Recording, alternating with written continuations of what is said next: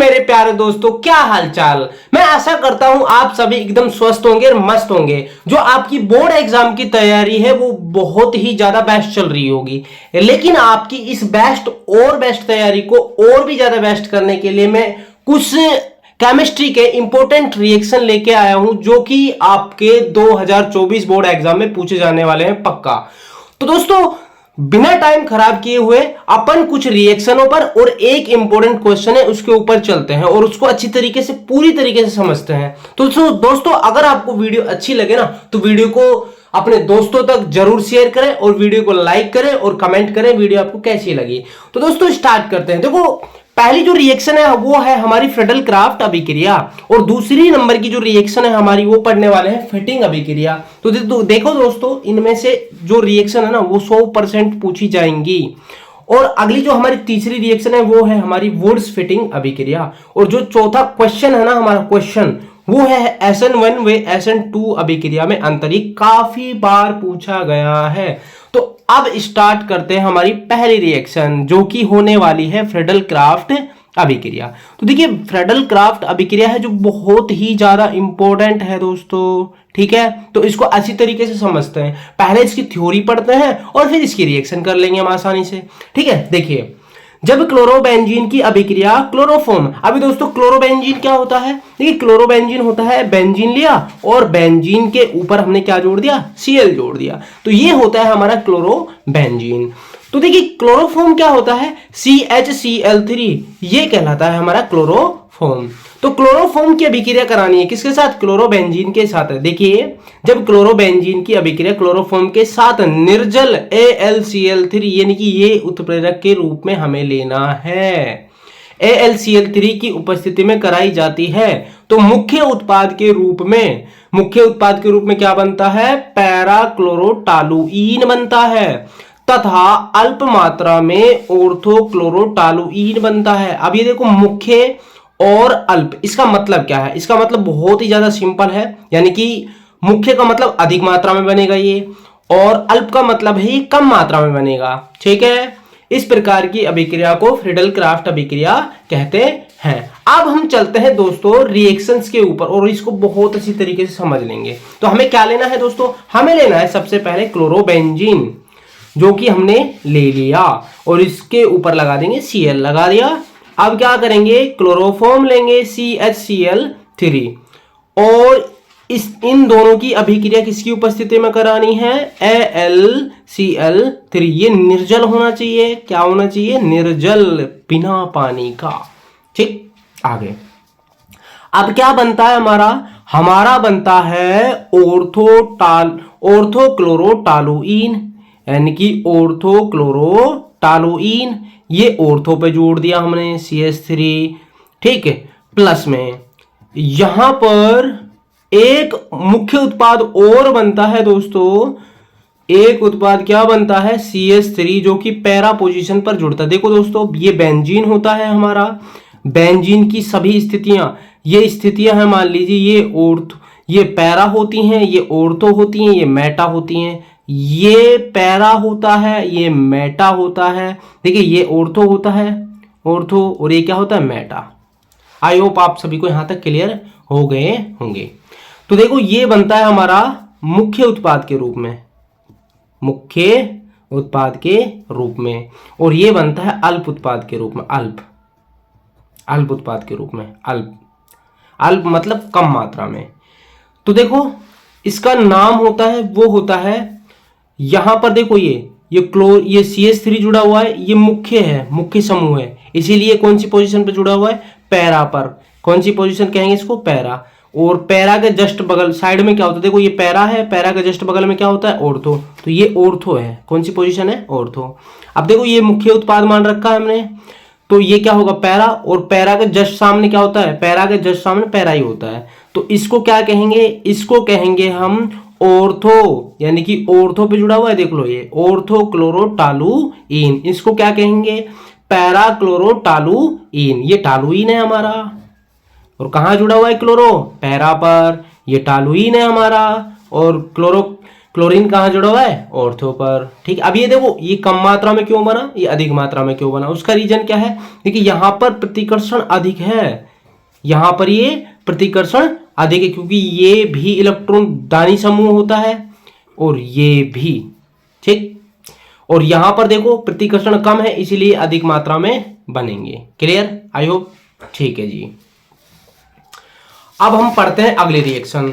तो अगली रिएक्शन हमारी क्या होने वाली है दोस्तों, अगली रिएक्शन है जो है हमारी फिटिंग अभिक्रिया। कौन सी अभिक्रिया है, फिटिंग अभिक्रिया।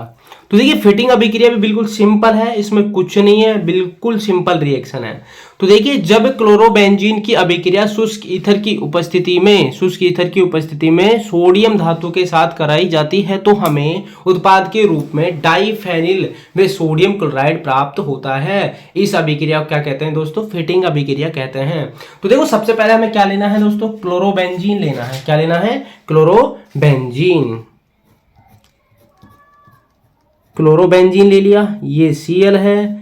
एक दूसरा क्लोरोबेंजीन लेना पड़ता है, इसमें 2 अणु लेने पड़ते हैं दोस्तों, है ना। तो एक दूसरा Cl ले लिया मैंने। अब इसकी रिएक्शन किसके साथ करानी है, 2Na के साथ, यानी सोडियम के कितने अणु लेने पड़ेंगे, 2।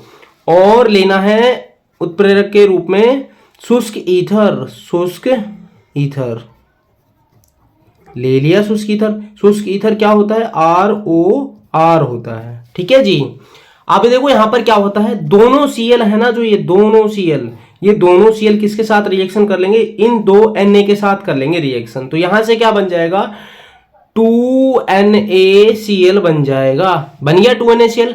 अब देखो ये भी फेनिल समूह है हमारा, अगर हाइड्रोजन निकल गया तो फेनिल बन गया, ये भी फेनिल समूह है हमारा। अब फेनिल, दोनों फेनिल समूह है तो क्या होता है, यहां पर ये दोनों आपस में क्रिया करके जुड़ जाते हैं, यहां पर ऐसे ये दोनों जुड़ जाते हैं। तो इस यौगिक को हम कहते हैं डाइफेनिल। क्या कहते हैं दोस्तों, डाइफेनिल।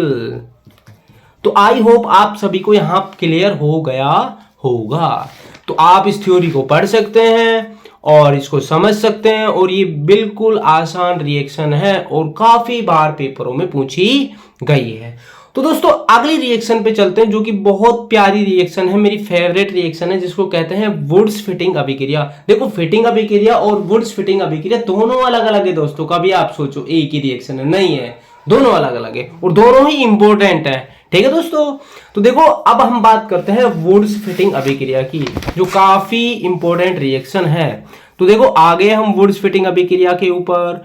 तो देखो जब क्लोरोबेंजीन की अभिक्रिया क्लोरोमेथेन, अब देखो दोस्तों क्लोरोमेथेन क्या होता है, देखिए क्लोरोबेंजीन आपको पता ही है, क्लोरोबेंजीन ये रहा हमारा, ये लीजिए।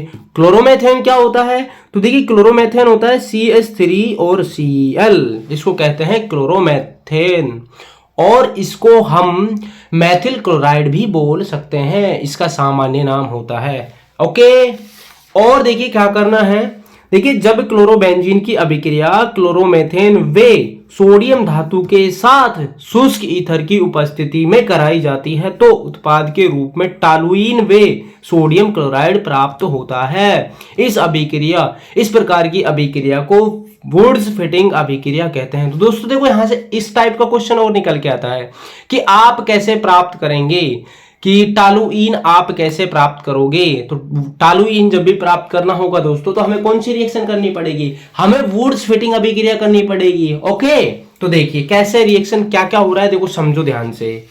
तो देखिए हमें लेना है क्लोरोबेंजीन, ये ले लिया हमने क्लोरोबेंजीन Cl प्लस में, उसके बाद हमें क्या लेना है, क्लोरोमेथेन लेना है, यानी कि CH3 और Cl, और प्लस में क्या लेना है, 2Na सोडियम परमाणु लेना है।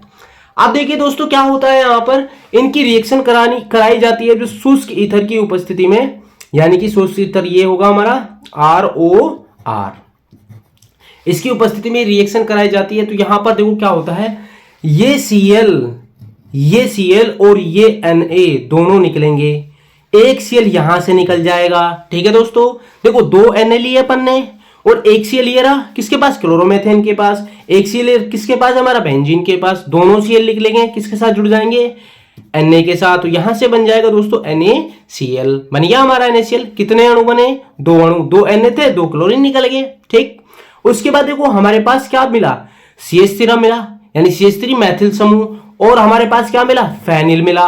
तो फेनिल के ऊपर क्या जुड़ जाएगा दोस्तों, CH3 जुड़ जाएगा हमारा, CH3। तो बच्चों इस वाले यौगिक को हम कहते हैं टॉलुइन। क्या कहते हैं, टॉलुइन, बड़े प्यार से। तो आई होप आपको ये रिएक्शन बिल्कुल क्लियर हो गई होगी, इस रिएक्शन में 1% आपको दिक्कत नहीं होगी। तो देखो दोस्तों आगे चलते हैं अगले क्वेश्चन पर। हमारा क्वेश्चन क्या है कि SN1 अभिक्रिया यानी एकाणुक अभिक्रिया और SN2 द्विअणुक अभिक्रिया में अंतर स्पष्ट कीजिए। तो दोस्तों ये क्वेश्चन काफी बार पूछा गया है।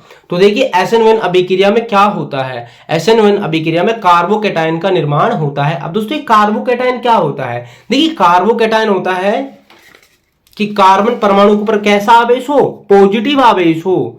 कैसा आवेश हो बच्चों, पॉजिटिव आवेश हो, तो उसको कहते हैं कार्बोकैटायन। और कार्बो एनायन होता है जब कार्बन के ऊपर कैसा आवेश आ जाए, माइनस आवेश आ जाए। तो आई होप आपको क्लियर हो गया होगा।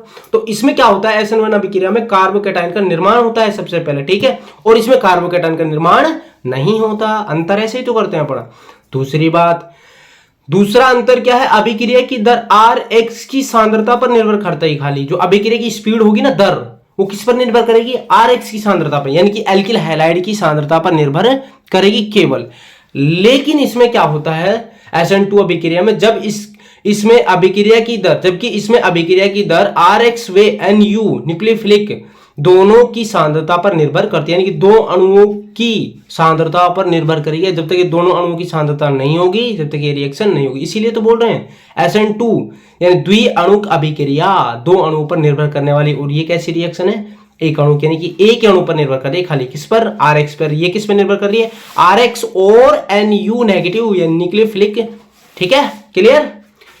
यह दो पदों में संपन्न होती है बच्चों। ये दो पदों में कैसे संपन्न होती है, इसमें सबसे पहले मध्यवर्ती बनता है। क्या बनता है, मध्यवर्ती बनता है, यानी कार्बोकैटायन का निर्माण होता है। और ये एक ही पद में संपन्न हो जाती है। ये कितने पदों में संपन्न होगी, एक ही पद में, ठीक है। इसमें कोई कार्बोकैटायन नहीं बनता। आगे, इसमें ध्रुवीय विलायक की उपस्थिति होती है, इसको होती है कर लेना, लेकिन इसमें ध्रुवीय विलायक की अनुपस्थिति होती है। तो आई होप दोस्तों आप सभी को ये दोनों जो 4 अंतर मैंने कराए हैं वो आपको क्लियर हो गए होंगे। तो दोस्तों मैं आशा करता हूं आपको ये वीडियो बहुत अच्छी लगी होगी, और अपने दोस्तों के साथ इसको जरूर शेयर कर देना, वीडियो को लाइक कर देना, और अपने प्यारे चैनल को M क्लासेस को सब्सक्राइब कर देना दोस्तों। Thank you for watching.